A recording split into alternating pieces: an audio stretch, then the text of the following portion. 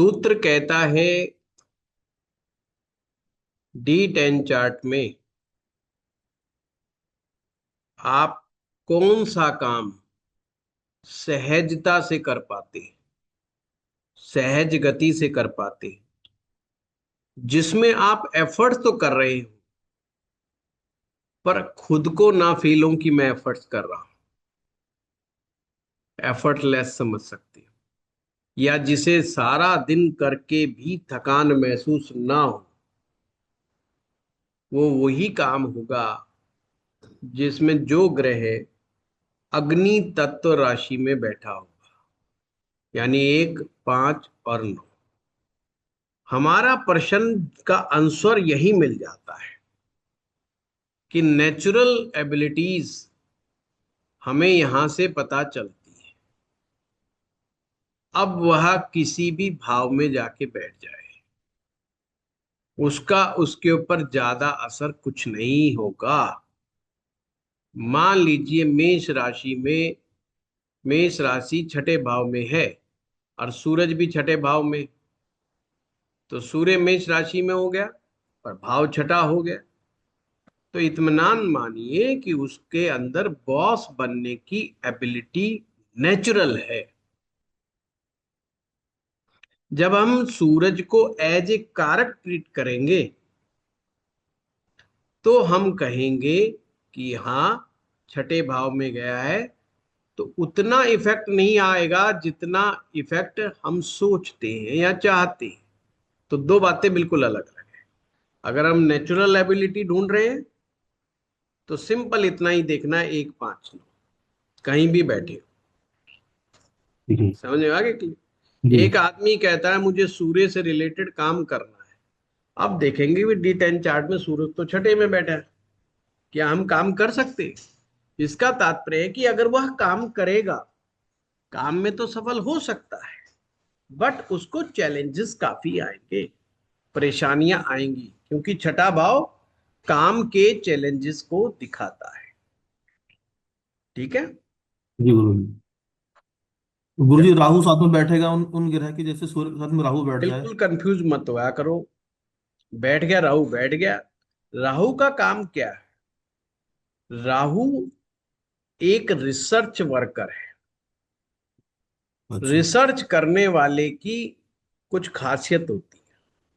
सबसे बड़ी खासियत, उसे नहीं पता कि रिसर्च कहां से करनी है। रिसर्च करने वाले की खासियत बता रहा हूं मैं आपको। उसे जी। नहीं पता रिसर्च कहां से करनी है। मींस आप मान लो D10 चार्ट पढ़ना चाह रहे हो, आपको नहीं मालूम कि the best book of D10 chart कौन सी है। क्या मालूम है? नहीं मालूम। अगर मालूम होती तो रिसर्च हो चुकी होती। जी। दूसरी चीज, उसे नहीं मालूम कि मुझे किस रास्ते से सबसे पहले रिसर्च करनी चाहिए। हम्म। तीसरी चीज, उसे नहीं मालूम कि रिजल्ट क्या होगा। जी। रिसर्च करनी इसलिए क्योंकि क्यूरियोसिटी है। रिसर्च करनी इसलिए है क्योंकि क्यूरियोसिटी है। रिसर्च इसलिए करनी है कि कुछ बेस्ट निकाल के लाना है। तो उसका तरीका क्या है रिसर्च करने का? टक्कर मारेगा हर जगह जा जाके। कभी इस बुक में हाथ मारेगा, कभी उस बुक में हाथ मारेगा कि ये भी पढ़ी, ये भी पढ़ी, ये भी पढ़ी। समझ रहे हो बात को? किस्मत अच्छी जी। होगी तो पहली बुक की हाथ अच्छी लग जाएगी तो हो सकता है। पर क्या वो पहली बुक जितनी मर्जी अच्छी हाथ लग जाए, क्या वो उस चीज को स्वीकार करेगा? वो कहेगा यार तो पहली बुक है, दूसरी तीसरी और देखो। और जब तक 50-100 बुक नहीं पढ़ लेगा उसे एक टॉपिक की, फिर बाद में कहेगा यार ये जो पहली बुक थी इससे बेस्ट कोई नहीं है। हम्म। फिर रिजल्ट पे पहुंचेगा। ये राहु का स्वभाव है।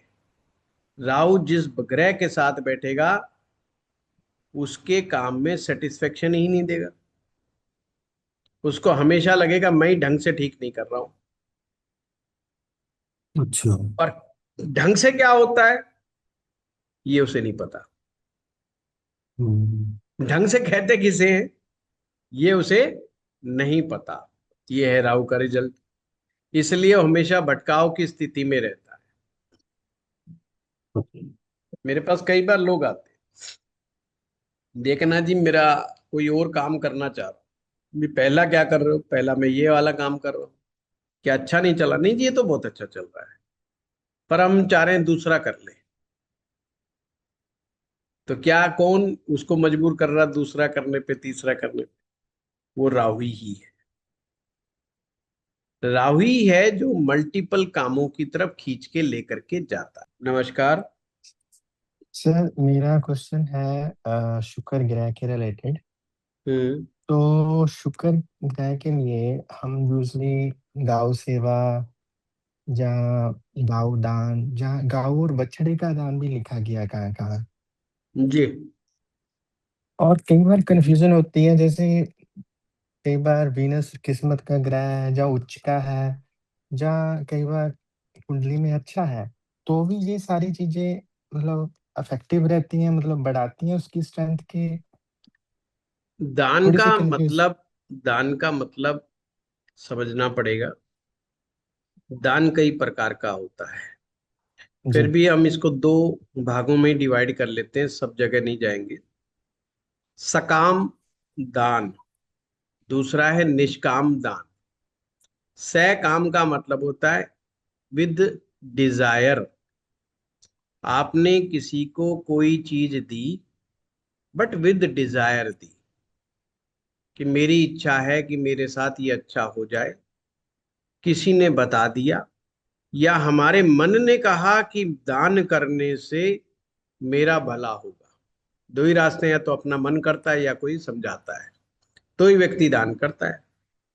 अगर ये लोग बता दे कि दान करने से तो बड़ा बुरा होगा, तो पूरे देश में क्या पूरी दुनिया में दान कोई ना दे, कि जितनी संस्थागत, जितने भी दान पे चलने वाली संस्थाएं सारी बंद हो जाएं रातों रात। पर हर धर्म एक बात समझा रहा है कि भाई दान जरूर करो, और उसमें कोई गलत काम नहीं है। क्योंकि दान भी एक प्रकार से आपकी मनस्थिति को सुधारता है और आपके आत्मा के बल को बढ़ाता है। एक है निष्काम दान। निष्काम दान की मुझे डोनेट तो करना है, पर मुझे नहीं पता क्या डोनेट करना है। मेरे सामने जो आएगा, जैसी स्थिति होगी, जिस समय जो व्यवस्था होगी, मैं वही दान कर दूं। मुझे ना ग्रहों को देखना, ना नक्षत्र को देखना, ना किसी गुरु जी के संदेश को देखना। मेरे जो इच्छा है ठीक है। कोई आदमी मिला, उसने कहा जी भूखा हूं, क्या खाएगा? ने कहा जी परांठे, बढ़िया परांठे बन रहे हैं, ये परांठे वाला बहुत बढ़िया परांठे बनाता है, परोठा अचार और दही खिला दो। मैंने कहा खा ले। निष्काम। खिलाया, खिलाने के बाद एक पल भी विचार नहीं आया कि इसका रिजल्ट मुझे क्या मिलेगा। खिलाया और चल दिया। विचार भी नहीं किया कि मेरे को लाभ होगा कि हानि। ये निष्काम दान। जितने भी ज्योतिषीय दान हैं, ये सकाम दान की श्रेणी में आते हैं, विद डिजायरफुल, डिजायर से ओतप्रोत होकर के आ रहे हैं। अब हम कहते हैं कि हमें शुक्र की समस्या चल रही है। तो शुक्र की जब समस्या चले, तो कुछ कोई एक चीज हो जरूरी नहीं, बहुत सारी रेमेडीज अवेलेबल हैं। जैसे किसी के पेट में गैस बन रही हो, एसिडिटी बन रही हो, तो खाली पेंटासिड थोड़ी है। पेंटासिड टाइप की 100 गोलियां मिल जाएंगी उसको मार्केट के अंदर, सब अलग अलग, पर वो काम सब एक ही कर रही है, गैस ठीक करने का और एसिडिटी ठीक करने का। ऐसे ही शुक्र की बहुत सारी रेमेडीज हैं। अब अगर वह किस्मत का ग्रह है और दान करना मना है, तो दान वाली चीज को मत करो। क्या कर सकते हो रेमेडीज के तौर पर? उसके बल को बढ़ाना। बल कैसे बढ़ेगा? जब हम शुक्र की कारक वस्तुओं का संग करेंगे। जैसे आपने बड़ी अच्छी ड्रेस पहन ली, आपने बहुत बढ़िया, जब भी रहते हैं आप अपनी पर्सनैलिटी को टिप टॉप रखते हैं, फिर आपने कहा यार खाली पैंट शर्ट बढ़िया पहनने से या कपड़े बढ़िया पहनने से काम नहीं चल रहा, मुझे और शुक्र की पावर बढ़ानी है, तो आप कोई बढ़िया सा इत्र लगा लेते हैं कि जो मेरे पास से भी गुजरेगा उसको पास भी फ्रेग्रेंस जाएगी, उसके पास भी वो कहेगा अरे वाह कितना बढ़िया है, तो अपना वो इत्र लगा लेगा। उसने उसकी इंटेंसिटी को बढ़ा दिया। अब वो कहता है जी और भी करूंगा जी मैं तो, अब वो लक्ष्मी जी के मंत्र का जप कर ले। और भी ठीक करना चाह रहा है, अपनी जो वाइफ है उसके साथ संबंध को ठीक करने का प्रयास करे। पर कई बार ये वाला उपाय ठीक नहीं हो पाता है, क्योंकि पति पत्नी के जो संबंध हैं वो कार्मिक है,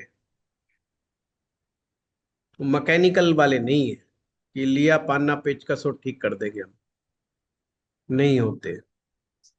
अगर उसकी कुंडली में कर्म बंधन में फंसा हुआ है उसका चार्ट,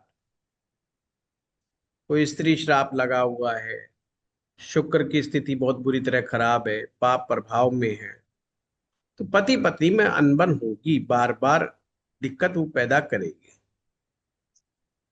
तो हमारा अनुभव कहता है कि हम मजाक में जितना मर्जी समझा लें, पत्नी से अच्छे संबंध स्थापित करो। और औरत के जिंदगी में भी जो महिलाएं फील करती हैं कि पति हमारा खराब मिल गया, उनको भी हम कहते हैं भी पति से संबंध अच्छे स्थापित करो, पर उनसे हो नहीं पाता है। तो जो उपाय ढंग से नहीं हो पा रहा कोई बात नहीं, उसको विराम दे दो, एक ही उपाय के पीछे लठ लेके क्यों पड़ना। पर अगर दान देने की मनाही नहीं है, तो जहां तक गौदान की बात आती है, गौदान तो ही माना जाता है जब वो बछड़े के सहित होता है, खाली गाय के दान का बात नहीं है। अगर हम शास्त्र में जाएंगे तो बछिया सहित दूध देने वाली गायें, यानी दुधारू गाय जो है दान के लिए कही गई है। ऐसे व्यक्ति को जो धार्मिक स्वभाव हो और उसकी सेवा करे और उस गाय की रक्षा करे, दो बात, सेवा भी करे और रक्षा भी करे, ये वही व्यक्ति होगा जो धार्मिक स्वभाव का होगा, या उसको उसका दूध का लालच होगा। ये दो लोग फिर भी सेवा भी करेंगे और उसकी रक्षा भी करेंगे, तो ऐसे में आप उसे दान कर सकते हैं। ठीक है।